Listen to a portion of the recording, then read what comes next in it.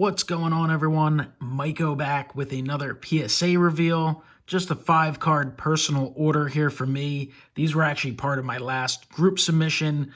I was in a hurry when I did the live reveal. Totally forgot to show off my own cards, so figured I'd make a separate video for them. So nothing that's a really big deal here, just some cool stuff that I decided to get slabbed for whatever reason. Some for the collection, some to eventually resell. We just have different reasons for getting our cards slabbed, and there's no right or wrong reason.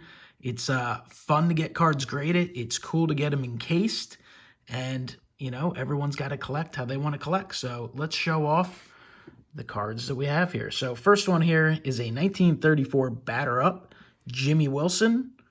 This one received a PSA 2, so it's a good 2, and I'm fine with that.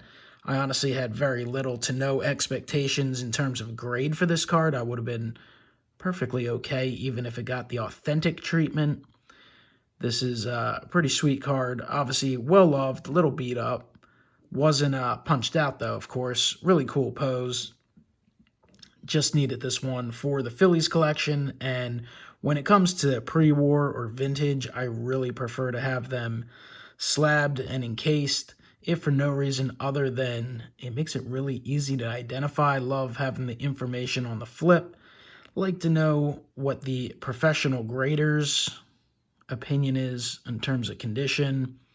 And I just think it's a fun way to collect the old stuff. So really neat old school card there. The old catcher cards are really, really cool. So happy to add that Jimmy Wilson back into the collection now that it's finally back from PSA.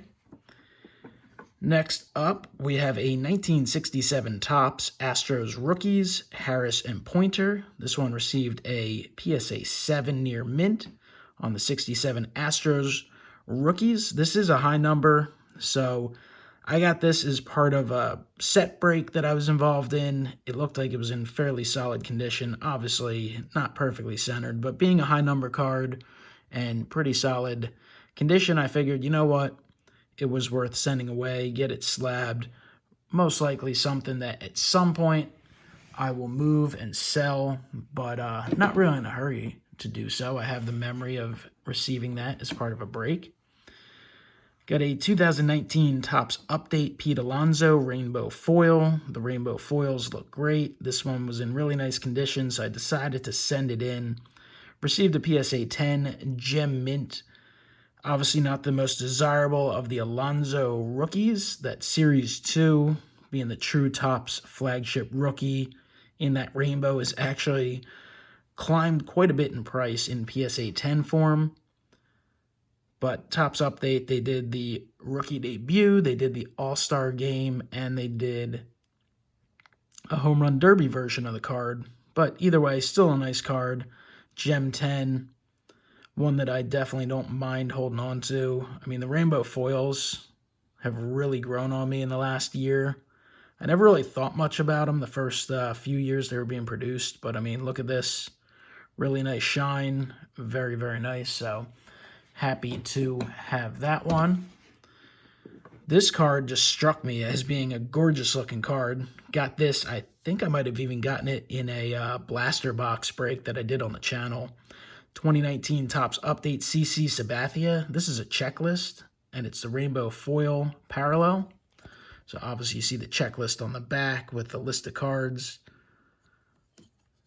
But, you know, Topps has done a good thing with the checklist and made him kind of highlights cards. So this is in honor of his 3,000 strikeouts, which is that number that could push him into the Hall of Fame someday. Got the date April 30th, 2019. This received a PSA 10 Gem Mint. I remember after I pulled it, I looked at it and I said, man, that looks really good for a rainbow foil, so I'm going to send it in. Card looks great. Obviously, you see that amazing shine to it, and just a great photograph. Looks like something you would see on a Stadium Club card. You see that photo that really focuses on CC Sabathia with the stadium in the background. So really cool card there. So that's one that I basically got slabbed for the collection. I just liked it. I thought it was awesome. And beyond that, it does potentially hold future value. I mean, we have to see where the card market gets years from now. But if Sabathia reaches the Hall of Fame at some point.